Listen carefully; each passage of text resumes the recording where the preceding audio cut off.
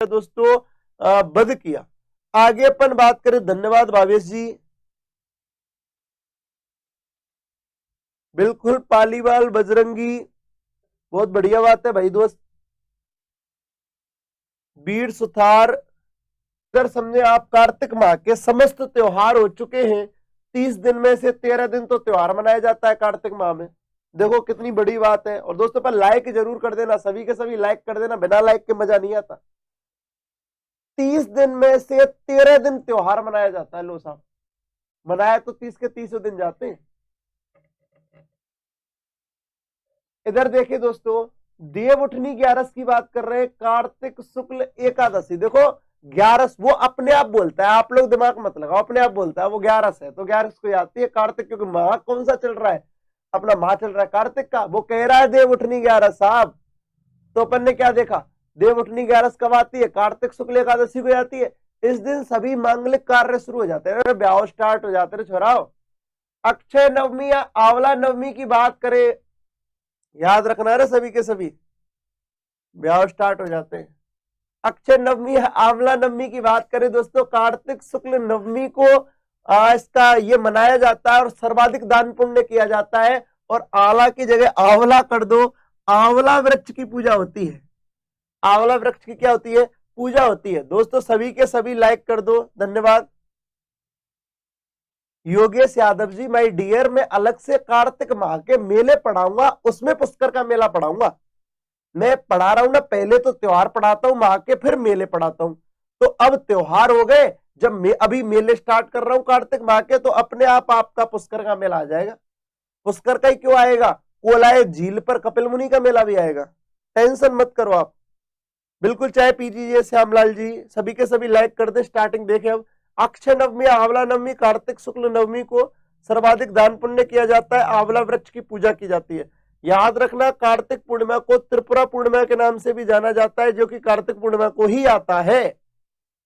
इस दिन भगवान शिव ने त्रिपुरा नामक राक्षस का क्या किया था, वध किया था। तो दोस्तों इस दिन क्या किया था, त्रिपुरा नामक राक्षस का वध किया था, तो इसीलिए इस दिन को त्रिपुरा पूर्णिमा के नाम से भी जाना जाता है। तो दोस्तों सभी के सभी एक बार स्क्रीनशॉट ले लीजिए। अब अपन बात करेंगे कार्तिक माह के मेलों की। इनकी बात करेंगे, कार्तिक माह के मेलों की।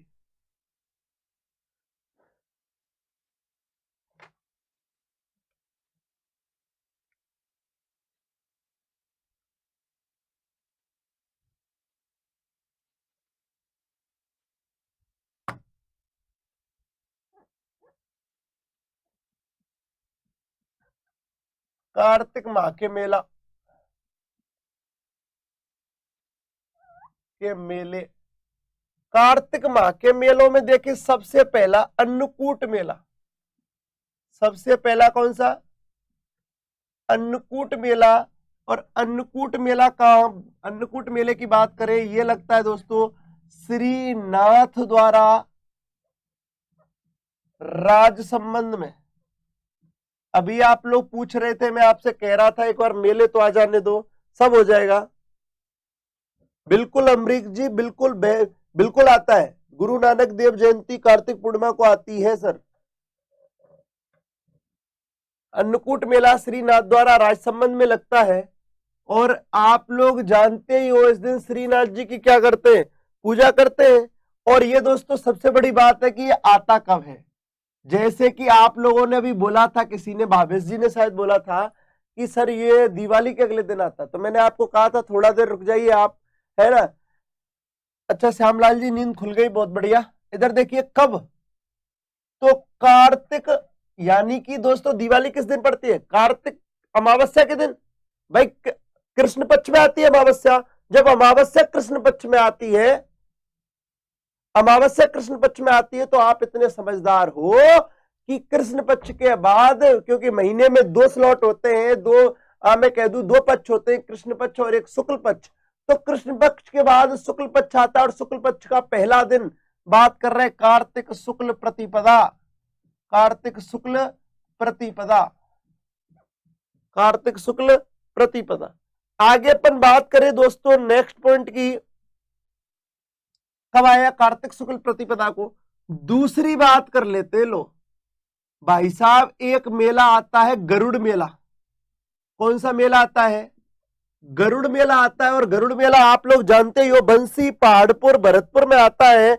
और बंसी पहाड़पुर भरतपुर की बात करें, गरुड़ मेला मैं आपको बता दूं, बंसी पहाड़पुर में लगता है, जो कि राजस्थान के भरतपुर डिस्ट्रिक्ट में है। यहाँ का लाल पत्थर भी फेमस है दोस्तों, याद रखना। गरुड़ मेले की बात कर रहे हैं, और गरुड़ मेला कब लगता है तो मैं आपको बता देना चाहता हूं। गरुड़ मेला लगता है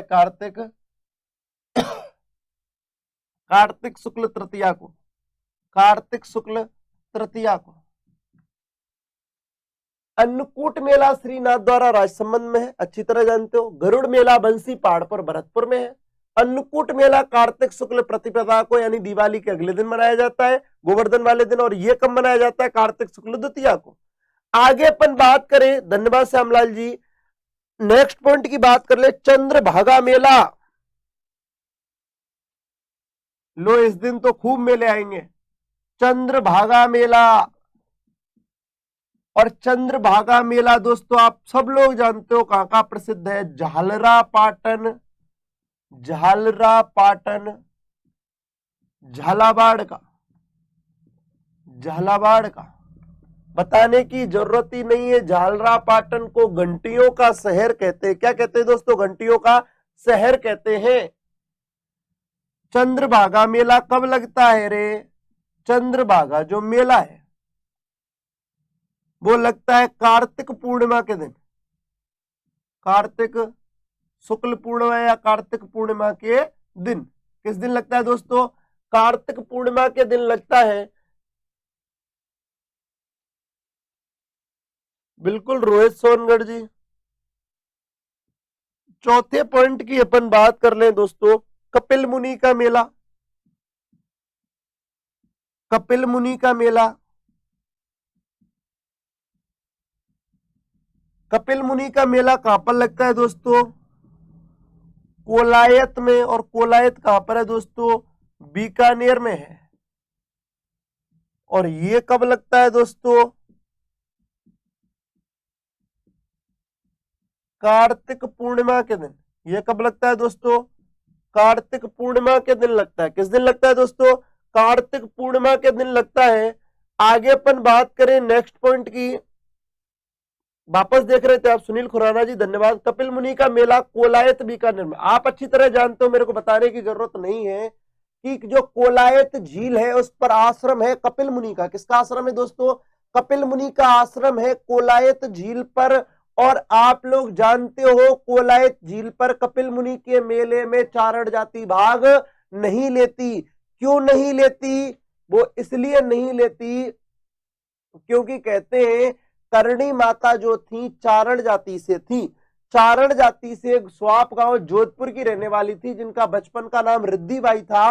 वो अपनी बहन के पुत्र लक्ष्मण को गोद लेती हैं और लक्ष्मण मेला देखने के लिए, कपिल मुनि का मेला देखने के लिए कोलायत झील पर चला जाता है कार्तिक पूर्णिमा के दिन।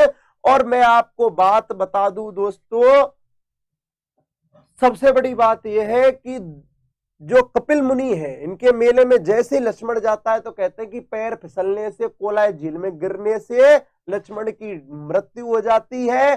तब से आज तक चारण जाति कपिल मुनि के मेले में भाग नहीं लेती। बहुत बढ़िया श्यामलाल जी। आगे अपन बात करें दोस्तों, सबसे बड़ी बात कपिल मुनि के मेले की। कपिल मुनि के मेले के बाद आपको पता है कि कोलायत झील ऐसी झील है जहां पर दीपदान की प्रथा है।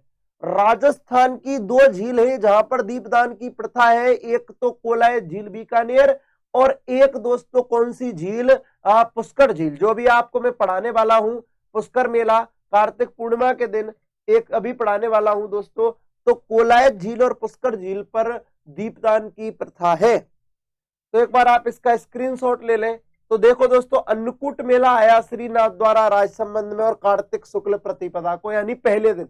प्रतिपदा का अर्थ क्या होता है? पहला दिन। मैंने देखो मेले और त्योहारों की आप पहली क्लास देखना, उसमें मैंने बहुत तरीके से इसको क्लियर कराया है। और आप क्लास ना छोड़, मेरे बात सुनो, आप इनको पढ़ने से पहले जो अब मैं पढ़ा रहा हूं इसको पढ़ने से पहले आज इस क्लास को खत्म होते ही सारे के